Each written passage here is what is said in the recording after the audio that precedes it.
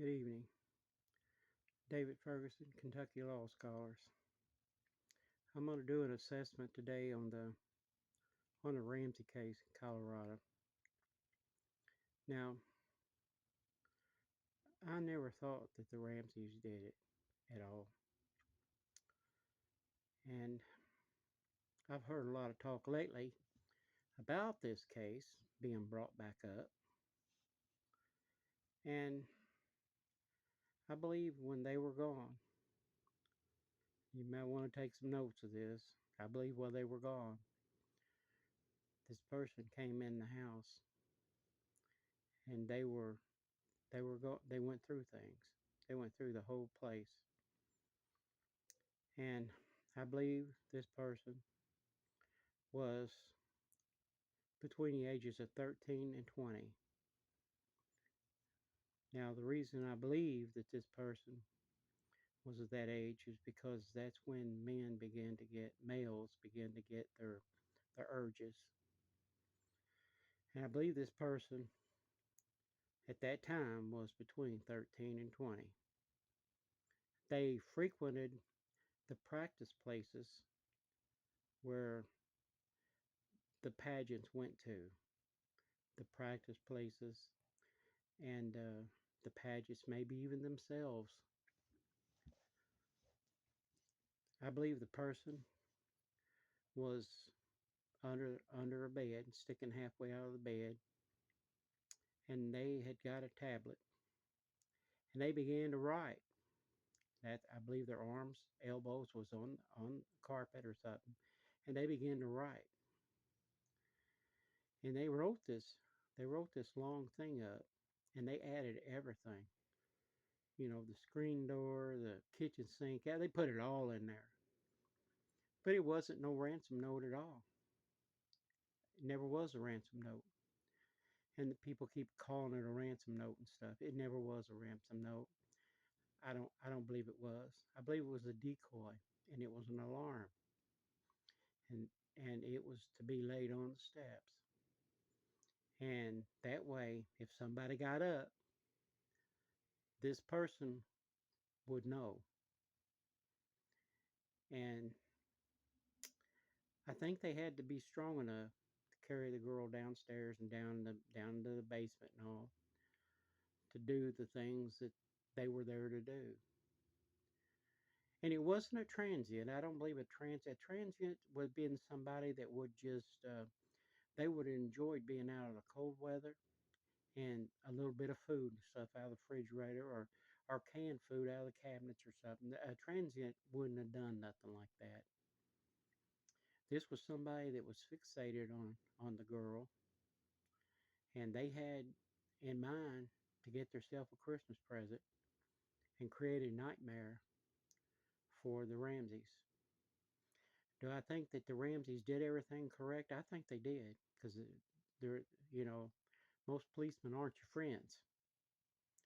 They were just going to zero right in on them, and I think that John Ramsey and them did everything. I was watching these videos, and they have them like Patsy Ramsey blinks twice, and John Ramsey, you can see it, in this answer and all.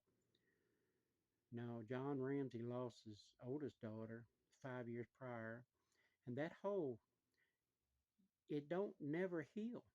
It doesn't never heal.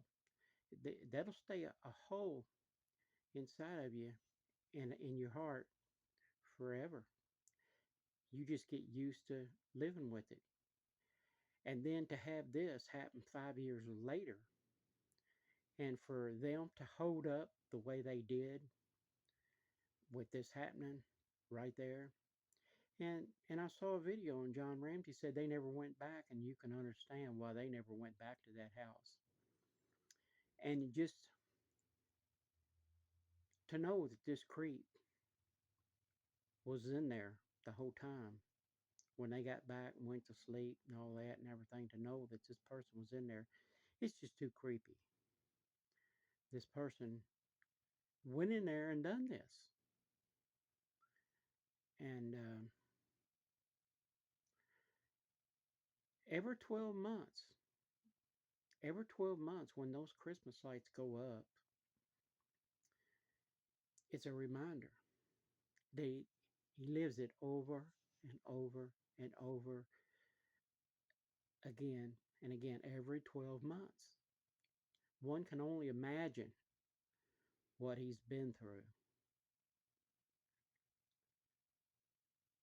I believe the person that did it, given the age area that I said that probably this person was at, I believe right now they're 42 to 50 years old, maybe 48, something like that. That's how old they'd be. And did they redo it again to another little girl? I don't think so. But I do think that perhaps this person could have done it to a 16-year-old, and then when 10 years went on, could have done it to a 26-year-old, and then time went by and could have done it again to, you know, a 36-year-old. Very well have could have repeated this type of same thing. But it's only a matter of time when that DNA comes, when this person, they've stayed clean evidently, but when they get some kind of violation or they do something and their DNA gets put in the system, they've had it. And I think John Ramsey, he's paid enough, and he'll never forget it. He's traumatized for all of his life. And if it wasn't for good friends telling him, watch the police, watch this, watch that,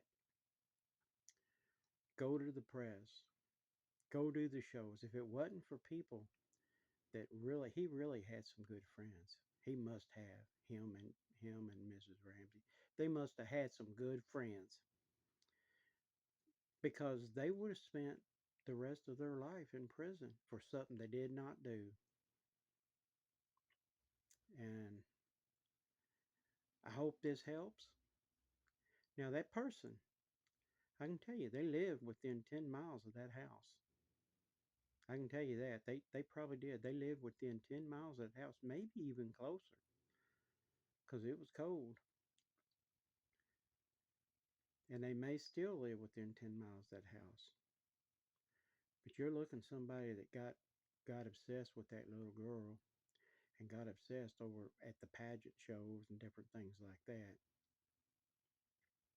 And they did. They lived within 10 miles of that house.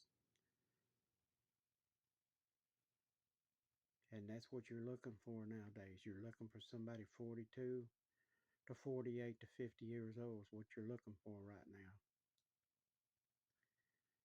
And I wish John Ramsey the best with his life. I really do. Remember, Kentucky Law Scholars could use your help, need a building, and you can send anything you want to Kentucky Law Scholars, care of University of Kentucky Federal Credit Union, 2557 Sir Barton Way, and there's like 5 or 6 other branches that you can, anything that you can help with would be helpful. And I hope this helps. That's my assessment of it. I've watched it and heard things over the years, but I never thought that they did it. They never did do it, and I never thought that they did it. I just couldn't understand why the media and uh, the police themselves were just convinced.